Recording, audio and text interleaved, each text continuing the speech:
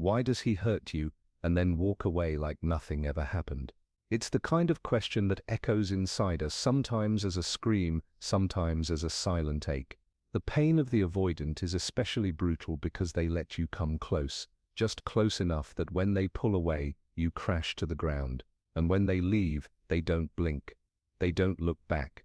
Do they do all of this intentionally? Or is there some blind corner of their personality even they don't fully understand? This question haunts us because their behavior rarely seems fully conscious. It's as if an old defense mechanism activates on its own, over and over again. They inflict the wound, and then detach from it, as if nothing happened. And that detachment is often the deepest cut. Maybe there's a locked room inside them where emotions are not allowed to enter, where guilt, remorse, or memory are sealed shut.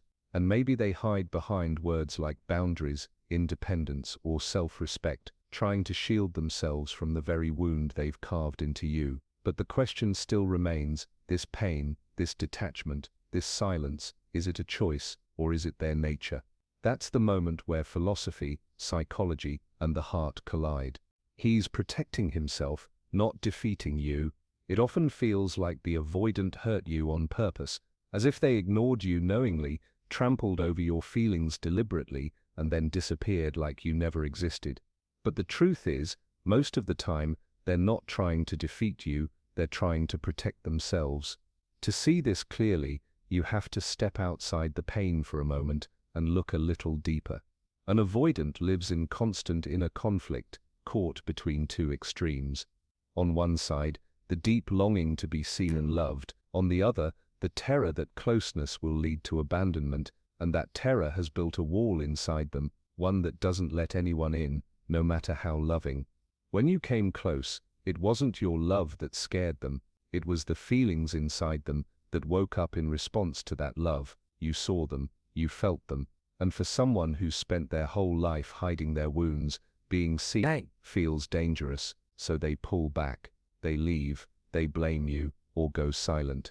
And you're left thinking you weren't enough, that you somehow failed, but the truth is, they weren't fighting you, they were running from their own battles, the ones that started long before you ever showed up, battles with childhood wounds, with old patterns where love always came with pain, and closeness always felt like a trap.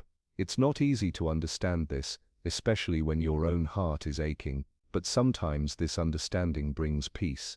That the one who hurt you is also someone who is hurting, and some wounds, they can only heal from a distance. Not by standing still and losing yourself trying to fix what was never yours to carry. Their door to emotion is shut. An avoidant person often appears as if nothing affects them, as if your tears, your pain, your presence, or your absence mean absolutely nothing to them. But the truth is, it's not that they don't feel pain, it's that they never really learned how to feel it. Inside them lives an old wound, one that froze their emotions long ago. Somewhere in childhood, or in the early years of forming connections, there came a time when feeling became dangerous. Maybe someone told them, "Stop being so sensitive, why are you crying again? Be quiet or I'll leave you." Words like these don't just pass through the ears, they settle into the soul like silent scars. Over time, those scars build walls, emotional walls. So when they hurt you, when they ignore your voice, when they go silent just as you begin to open up, they're not necessarily being cruel, they're speaking the only emotional language they were ever taught: detachment, shutdown, avoidance. To them this is normal. They were never taught how to hold someone's vulnerability with tenderness. They were never shown how to sit in someone's pain without fleeing.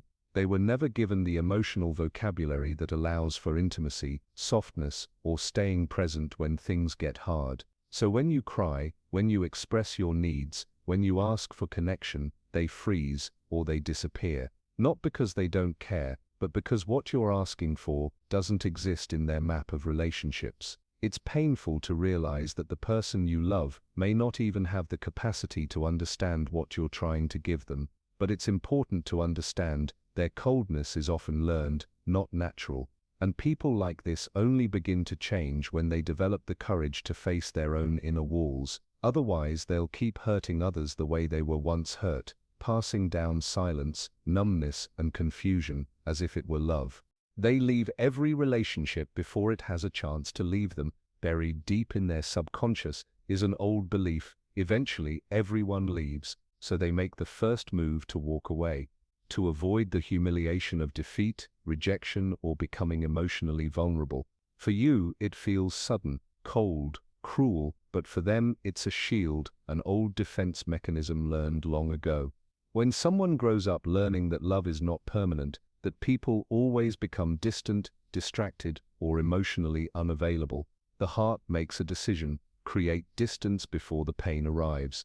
That's exactly what the avoidant does. They're not afraid of connection. They're afraid of the pain that might come after the connection. They feel overwhelmed by intimacy because their mind has learned that everyone who gets close eventually disappears. So when they pulled away from you, it wasn't about punishing you. It was about protecting themselves from a pain they believe is inevitable. They didn't necessarily distrust you. They weren't rejecting love itself. They were responding to a quiet, internal terror. If I don't leave first, they will destroy me when they leave. That's why they retreat, even when everything seems fine, because for them, love isn't peace, it's a battlefield. It's not comfort, it's a risk of deep injury. And sadly, when they do walk away, you're left wondering if you were ever enough. But the truth is, you were too right, too present, too real. And their nervous system wasn't built for a love that's steady, so they leave, not because of a lack of love, but because their wounds still fear what love might do. And now, if you're still asking yourself, what did I do wrong? Just know, sometimes you did nothing wrong at all. Some people leave not because you were too much, but because you awakened something in them they weren't ready to face. You became a mirror to their heart, and the reflection was too unbearable for them to hold, so they left. Not because you lacked anything, but because you reflected too much truth. The wounds they carried couldn't bear the weight of your sincerity, and your presence brought to light everything they were still trying to bury. But for you, this is not the end. This is a beginning. You are the kind of person who loved deeply, yourself, and someone who didn't know how to love themselves yet. So next time someone drifts away without a word, remember, it's not because you were too intense, but because you carried a light they weren't ready to stand in. Your emotions were not a burden. They were just too real for a heart still hiding behind its own scars. And if this message found you in your silence, you are not alone. Subscribe for more words your heart never got to say. You're safe here.